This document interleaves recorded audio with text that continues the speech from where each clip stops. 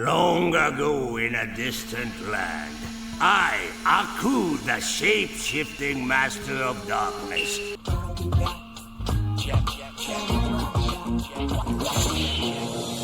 Greetings, loyal viewers. I have heard through my allies that you wish to hear my story. People may call me a time-traveling fool and a relic from a long-ago age. Before the final blow was struck, I tore open a portal in time and flung him into the future. Before you judge me, though, watch my journey. My mission is noble. My heart is pure. I have nothing to fear. I have been thrown across thousands of years, hunted by a demon. My quest has ended. I will now travel back to my own time and undo the evil that Aku has done. And forever seeking a home I can never touch. In every age, in every time, I have found a way to return. I am Samurai Jack, a traveler caught between times, fighting the merciless Aku. I do not age, I do not die, yet I cannot live. Listen to my story. In this video, I will tell you my whole story. I am not intimidated by your shouting. A true warrior fights not with words. And everything about me and my noble personality. I'll try to show you the unyielding flame that burns within a warrior's heart, like me. So keep watching until the end, because my life has many twists and turns I eagerly want to share with you people. Aku! I will never give up! Let me be clear. My story, Samurai Jack, began on August 10th, 2001. Foolish samurai warrior wielding a magic sword stepped forth to oppose. And ended on May 20th, 2017. I ran for a total of 5 seasons. Unfortunately, all the seasons didn't launch at once. They left me hanging after the end of the 4th season, leaving loyal fans to wonder what happened next. 12 long, dark years went by before they picked up my story again and made a 5th season. This time, it was darker and more adult. That season finally put an end to my story, giving viewers who had been through this epic journey with me the chance to rest their heads. Thanks are not necessary.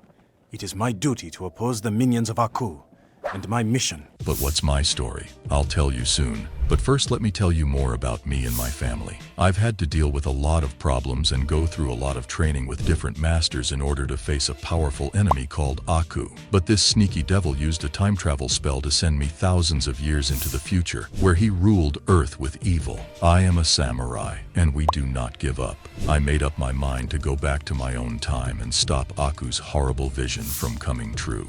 As I went on this trip, I became a legendary freedom fighter who helped people and civilizations that were being ruled by Aku's minions and other evil enemies. You will see me again, but next time you will not be so fortunate. Viewers may know me as a quiet hero because I am kind and generous, always willing to help those in need and show people the right way to go.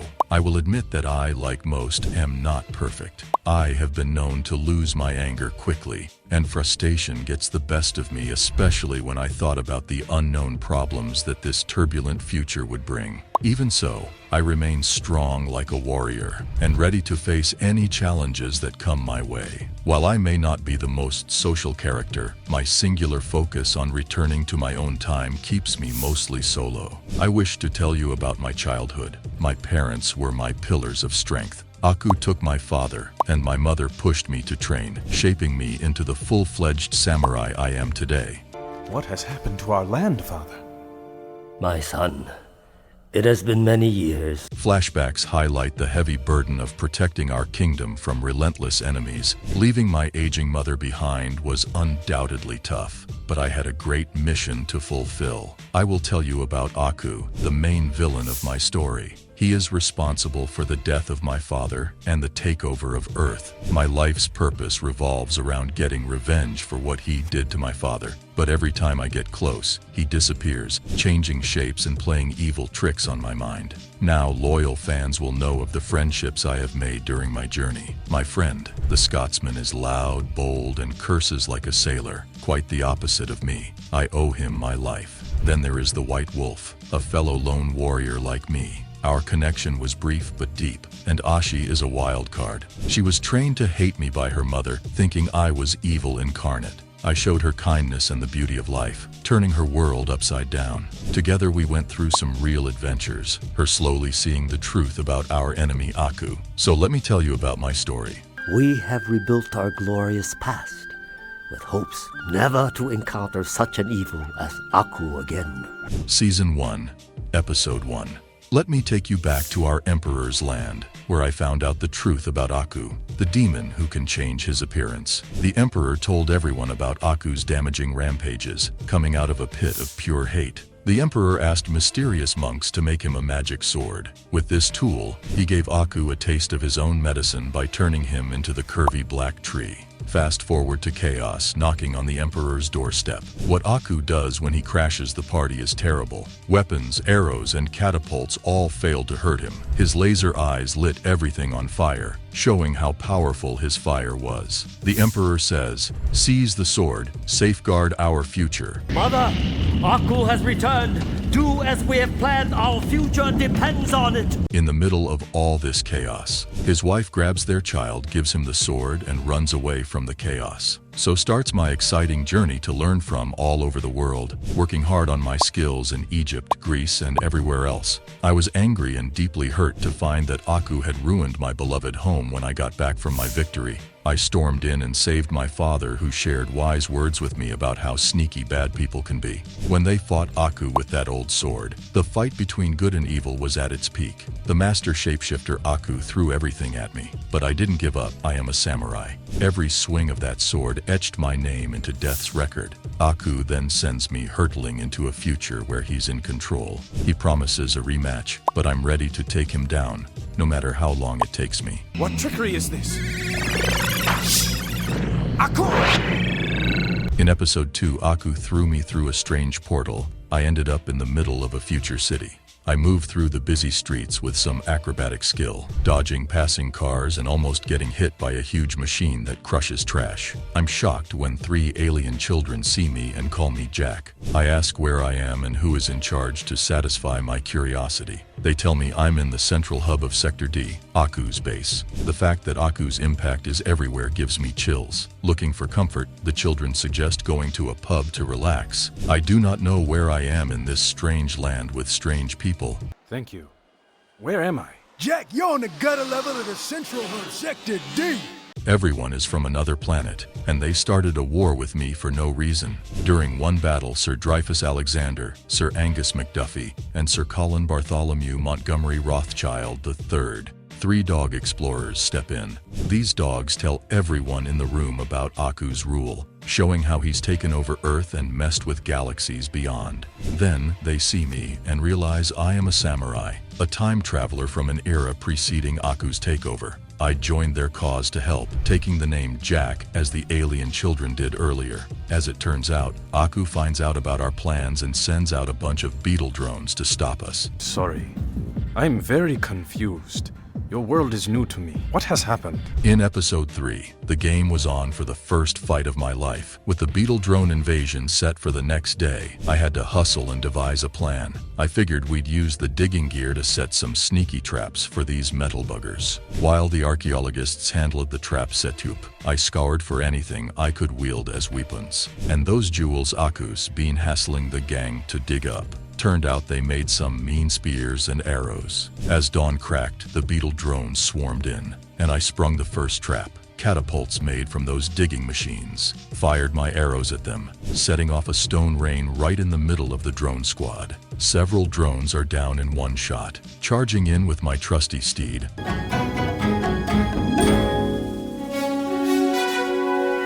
I went full throttle, tossing spears and arrows, wrecking some more of those metal menaces. But you know how it goes. Outnumbered, knocked off my trusty steed, and stripped of my armor, I led those drones right into trap number 3. Rock pillars tumbling down like a domino effect. More drones were down, and I cooked them with flamethrowers crafted from spaceships. Yet the numbers kept coming, so I led them to a spike pit made of jewels, sent them toppling into it, but there were still loads left. Bruised and battered, I fought like a true samurai, like there was no tomorrow, and those drones kept coming at me. I took them all down till there wasn't a single one left. I will find a way back to my own time.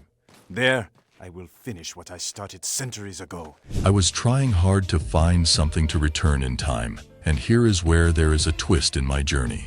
I heard these wild stories from a mad old fisherman about an underwater city hiding a time machine. This could be my savior to return to my land. Following the fisherman's tale, I dived into the sea, running low on air, when I bumped into a jelly whale. I was suddenly nestled inside its jelly, breathing in like it was an oxygen tank. As I soaked in the sights, I spotted the city beneath the waves. Quick thinking, I signaled the whale to turn, and it obeyed. Down in the city, I met some sea monkey-like creatures, the triceratops. Welcome, Jack. Welcome to Oceanus.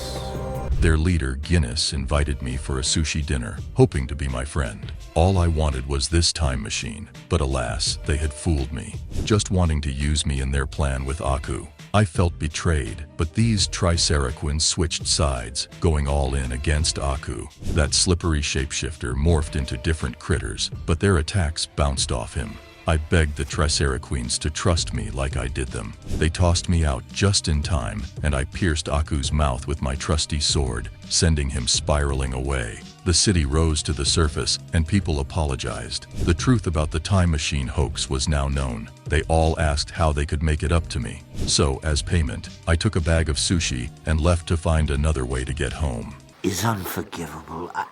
I understand. Aku's deceit runs deep.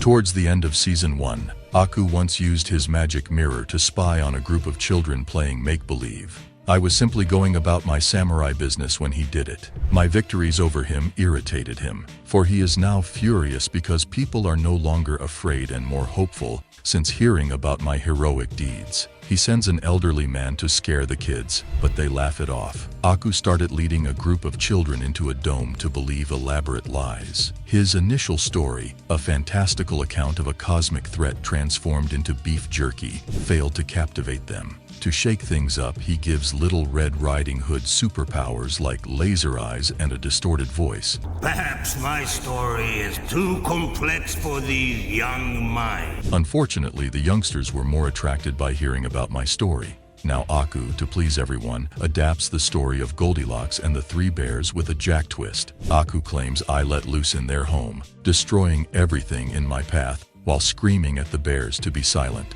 This is false information. The children correctly pointed out that Aku and one tried to defuse the situation by bringing up the parable of the three little pigs. The big bad wolf is Jack. The children were becoming nervous, and Phil stated, Jack wouldn't do that. Aku refuses to stop and instead inserts another story, Cinderella's, with the characters switched around. Aku becomes confused as the children, even the critics, point out the mistakes. Then Aku tries his hand at even more ridiculous stories, such as when a frog kisses a samurai prince and a gigantic samurai destroys a sweet's house. His chaotic and inaccurate accounts of me getting defeated begin to confuse the kids. Lastly, Aku scoffs and goes off after telling a final story about a wizard tormenting a poor warrior. And kissed him in raising the frog who then ate the samurai prince. But wasn't Jack just a giant? As we move into Season 2, the days were passing.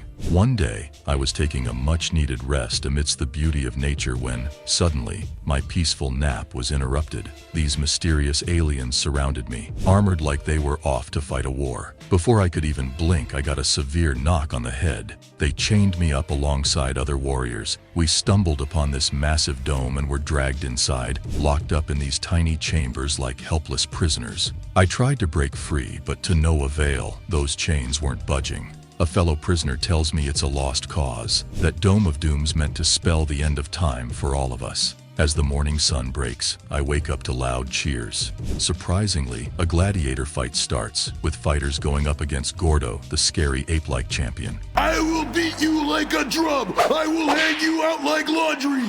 When it's my turn, Gordo says he'll knock me out, but I don't back down. I am a samurai. We engage in a battle and I knock him down. The equalizer comes next, which is a tougher task. Putting on my nunchucks, I land a powerful hit that shows him to be nothing but a sea slug. The crowd wants me to kill him, but I choose a different path, which makes the Dome officials very unhappy. In reaction, they send Sumoto, a huge brute, to beat me up.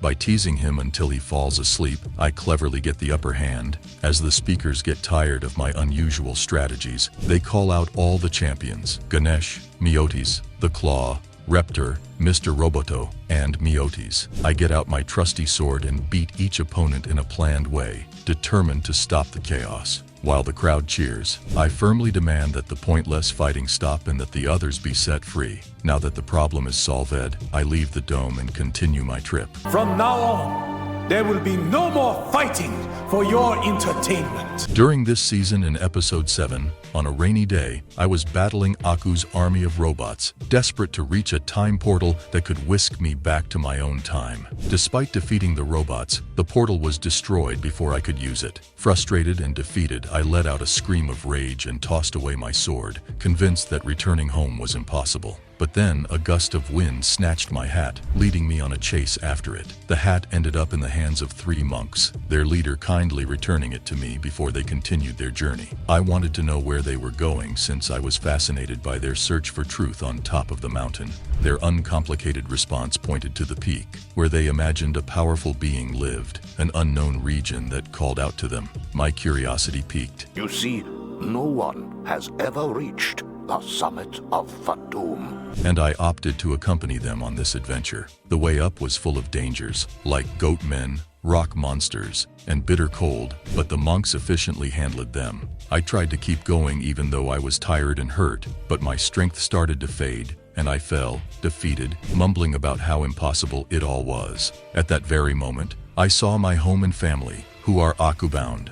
When the monks showed up, they asked me if I was ready to give up on the hope of my people. What they said made me remember why I fight and what I stand for. I refused to give up with even more drive. As I kept going, I finally reached the top, but there was no reward in sight, just a view of the sky.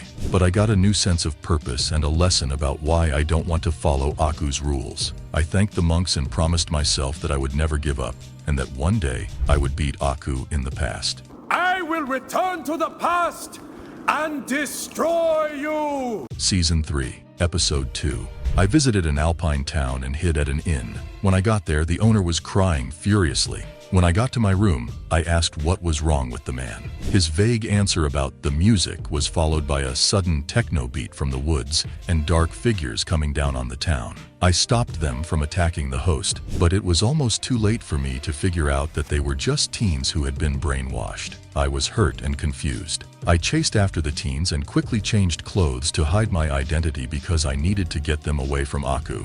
I almost blew my cover by thinking that kung fu moves were dance steps while sneaking through a massive rave. From the stage, Aku's helper, DJ Stylebaiter, kept the kids in line with hypnotic beats. I put pieces of cloth over my ears to block out the music swaying, but Stylebaiter saw me and told his soldiers to attack. Children of Aku!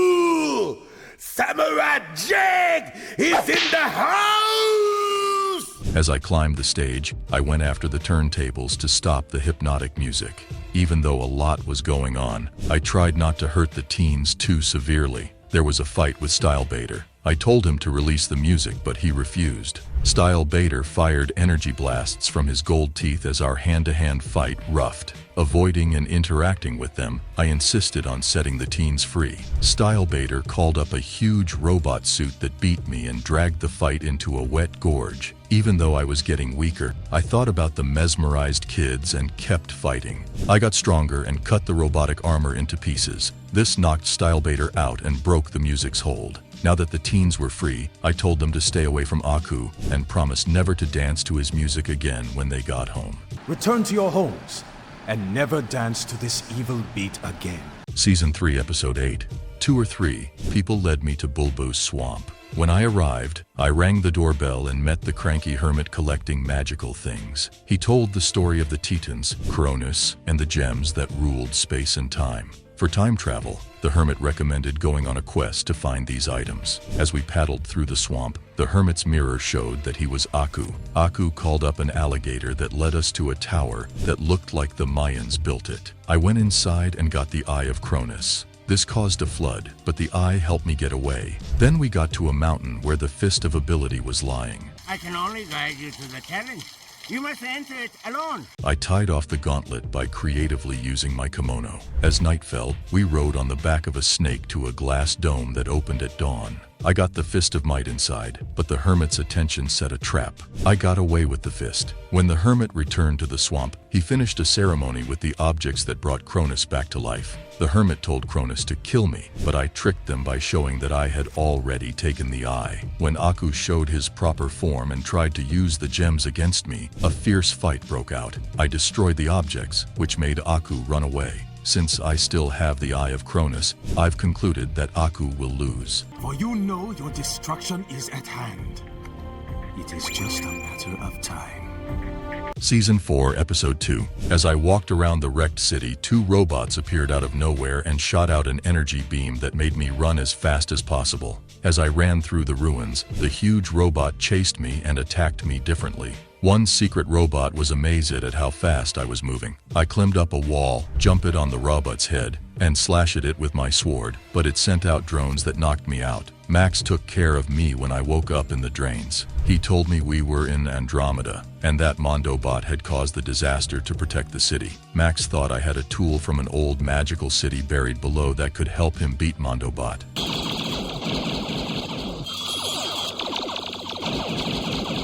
With the help of a breathing device, I swam into the submerged city and met the giant, a massive golem with armor. It looked like it came to life and joined me, giving me control. As the giant, I went up against Mondobot and survived its bullet, missile, laser, and other weapons. We slashed each other with swords until they broke, which led to a terrible fight with our bare hands. Because the giant was stronger than Mondobot, it broke its arms and legs. Mondobot sent out a powerful beam that caught the giant, but I was able to get away and reroute the beam, which destroyed Mondobot. The giant went under, freeing me. When I returned to the surface, I smiled at Max and his friend, who had seen the fight.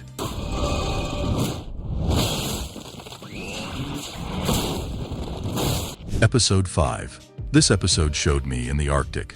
I found a barbershop where the huge bounty hunter Boris was getting a haircut. Outside, 5 well-known hunters walked by. A good shot named Jujunga, 2 cats named I and Am that are joined, a knife expert named The Gentleman, and a man nobody knows.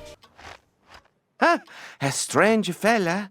I wonder... Their goal was to kill me so Aku could get his prize. 6 of us planned our moves in a house out in the middle of nowhere. The mystery hunter, who turned out to be Princess Mira, broke down each plan. Jujunga's blowgun, the gentleman's coat decoy, I and Am's entanglement, and Boris's brute force. She planned an organized attack and promised more money to free her people who were being held captive. We hid like Mira told us to as part of her plan, but when we set our trap, it didn't work at all. He's coming.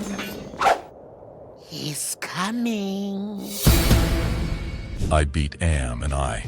Boris was caught in a blast, and in battle I beat Am, leaving only Mira. Mira looked at me alone in desperation, but she knew it wouldn't help. She gave up on failure.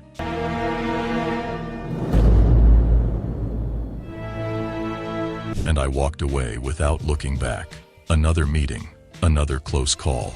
In Episode 9, the day came when I and Aku were finally in front of each other. Aku, as usual, put on a show by calling in a series of bounty hunters and robots to kill me. The first giant was easily stopped, then a robot with a broken gun and an army that was too clumsy and destroyed itself. Stupid bounty hunters! Aku was upset, so he decided to talk to me directly. As I got ready for the fight, Aku, being sneaky as usual, came up with some strange rules, and we agreed to meet at dawn in the Valley of the Dead. As agreed, I put my sword away when it was time, ready for a fair fight. Aku struggled with basic stretches while dressed in quite a funny warrior outfit. We started our martial arts fight, and I defeated him as I am a true warrior. You seem a bit strong for a human, don't you think, Aku? When I cornered Aku and told him his rule was over, he cleverly ran away, leaving behind a servant with a sword. Aku tried to break the sword, but it turned out to be a fake. I had fake goods hidden everywhere. I smiled and pulled out the real sword buried in the sand. With one quick move, I hit Aku in a cloud of dust. As the fog lifted, Aku ran away, promising to come back. I quietly said, "I'm ready to wait as long as it takes until Aku is destroyed." I'll be back, samurai! I'll In episode 10, the real battle started. I fought for 4 straight seasons. It was summer. They were everywhere in the desert, and I couldn't cut them with my sword. Even though it was hot, they kept going. But just as one got too close, poof, they were just air. And then, an oasis. I was stubborn and stayed away, but the water was real. Will these visions never cease? And after all the trouble, it was a welcome release. A sneaky scientist showed up in the fall. He put poison in a well so that visitors like me would get sick. I knew he was lying, so I pretended to drink. When he checked on me, I was shocked. This time, the prankster learned a lesson. He was so amazed that he turned into leaves and flew away, broken up the well and kept going. Winter took me to a snowy mountain where ogre-like beings made a magical sword. They fought very hard for it, but one swing of my sword broke theirs, and the fight was over quickly. I left the broken sword behind and kept going like a true warrior. It is true. And you are not a god. No. Then why deny yourself? Spring turned a place full of thorns into a green space. I met a woman who tried to get me to like her. I felt calm momentarily, but Aku's images woke me up. I knew it was a trap, and the image disappeared just as I was about to strike. She smiled creepily back into the prickly field, chillingly ending that meeting. Now let me tell you the events of Season 5. 50 years have passed, but I do not age. Time has lost its effect on me. Sometimes the easiest path is not the right path, and so the suffering continued. Aku's grasp chokes the past, present, and future. All hope is lost. I have to get back to the past. First, I bravely saved a family from being captured by those scary robots called beetle drones. I quickly stepped in on my trusty motorcycle, beat the drones, and ensured the family was safe. Aku's grasp chokes the past, present, and future. That was one crazy day. Fast forward 50 years, and the world is in a mess. Aku tightened his grip on me, and I found myself in a strange state. I couldn't age, was stuck in an endless cycle, and all I wanted was to return to the past that I knew. It was scary to see a group of women wearing robes with Aku's symbol on them bowing down to a statue of the demon. 7 daughters, their children, were born and were meant to carry out a terrible mission, to kill me. That seems like a pretty big job, don't you think? So, I was walking through a desert when I accidentally came across a forest. Things took a strange turn, though, and I started having visions. You left us. You abandoned your purpose. I haven't. You left us all.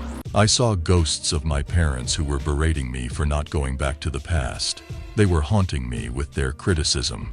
These ghostly figures who looked like tortured souls kept making fun of me for what they thought were my flaws. Suddenly, a shadowy fighter figure on a horse appeared out of the green mist. If I wasn't a warrior, I would have been terrified. Of course, I didn't waste any time and quickly left that scary scene. I kept going when I saw a cloud of smoke off in the distance. When I got there, I saw a city in ruins with dead bodies all over the streets. It was a scary sight. That's when I met Scaramouche. Just for you. Oh wait, this is you, right? I mean, who could recognize you with all that gear? A talkative robot killer working for Aku. Our meeting turned into a fight. Scaramouche wasn't easy to beat, but I could trick him and take one of his swords, which was very useful. At the same time, Aku's 7 daughters had grown into fierce warriors and finished training. They planned to find me and stop my trip. But you know me. I'm always ready to take on problems head-on, get past them, and beat Aku. The finale saw the intense battle with Aku that decided the fate of many worlds. It all started with Aku's cunning broadcast in which he said he had caught me and told the world live on TV about his evil plan to kill me. Your hero is dead. Your hope is dead. I am the one true master. But that didn't go over well with my friends.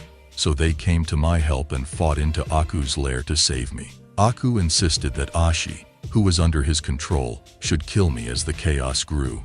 I begged her to stop, praying that she would listen, but she didn't seem to hear me and kept attacking me. In the chaos, I tried to get my sword, my defense against Aku's evil grip. However, as a true samurai, I know that true strength lies in the mind, not the weapon. I will continue to fight as long as I exist. From there, things went very badly, but I know that every battle is a chance to prove my worth. Aku caused chaos and destruction with the robo-samurai. He even dropped spikes on our army, but in the middle of all the chaos, So many. We played and joy.